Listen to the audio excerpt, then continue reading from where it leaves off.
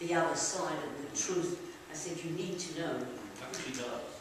Well, anyway, he said, to know. No, I think he knows. I'm going to be seeing him, but I haven't had time to go as to yet, but I will be speaking with him personally.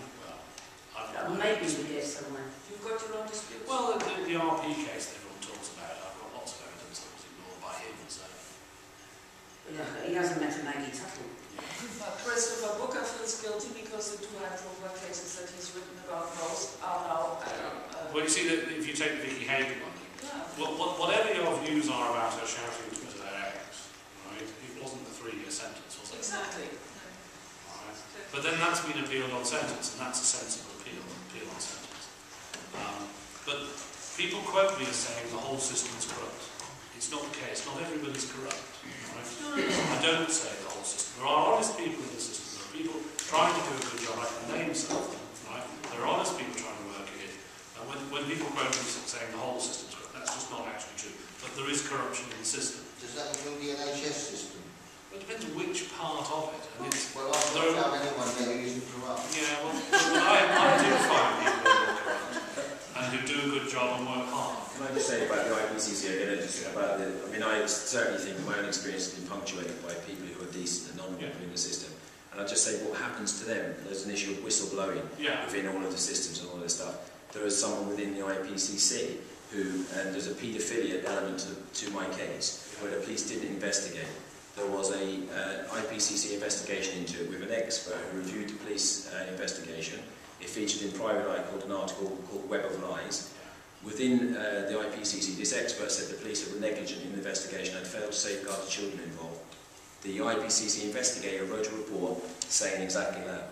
Now, that's a decent, honourable woman. She refused to bin her report, and they got someone more senior, ex-police officer, as most of them are, to write a new report and introduce a lie, hence the article Web of Lies by a very interesting journalist. That seemed... Who's the journalist? Michael Gillard. I don't know. And his new book's coming out very soon. In fact, he's got a big corruption article on page 4 of the Independent today, hasn't he? No, I haven't seen it. What happened, what I now understand, what happened to that woman in IPCC, that they then tried to take her and get rid of her for incompetency. But she was a whistleblower. She's a whistleblower? Yeah, they shoot whistleblowers. And that's... Not in a physical shooting, but you know, they push them out. But what I would say is people who think everybody's corrupt are wrong.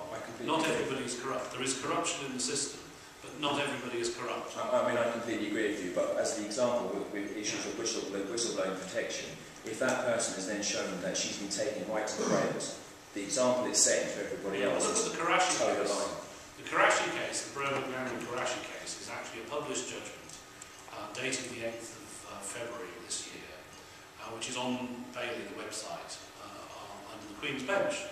This is a doctor who blew the whistle at Birmingham, the Singleton Hospital in Wales.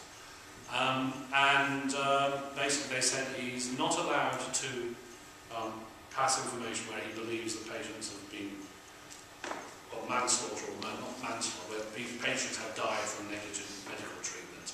He's not allowed to pass that to the police without the permission of the relatives, and he's not allowed to contact relatives. I know, but that's in the judgment. You can read it. It's all there. It actually can't. Linda Lewis isn't allowed to talk to her mother, to her daughter for a lifetime.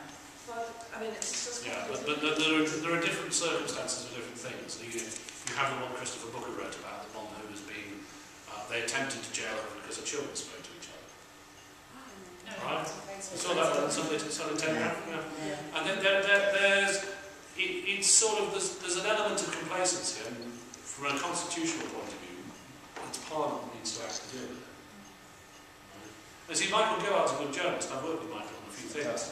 And it's trying to get, what you need is for people like Michael to recognise that actually we need to be putting pressure on Parliament to deal with these situations. I mean, I say about Michael Gillard, if you manage to get him on board with your case, he's an amazing journalist. I spoke to him in a couple of hours. He knows inside out. Michael is a very good journalist. There are a lot of good journalists. Not all journalists are good. There are ones I avoid, right? And obviously you've got the Levinson inquiry going on and all sorts of things like that. But if you come back like you're talking about health service, the CQC was cover-up central, wasn't it? Yeah? Well, I've spent 10 years trying to prove that I was butchered by a surgeon. Yeah. They never put the surgery in my notes.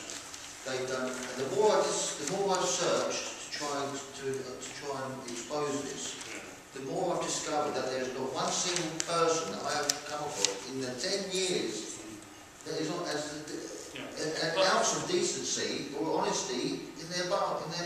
The problem is the pattern they've detected at the CQC, which is why Cynthia Bowers got, of basically not investigating but covering things up, is actually a pattern that is around in other regulators as well.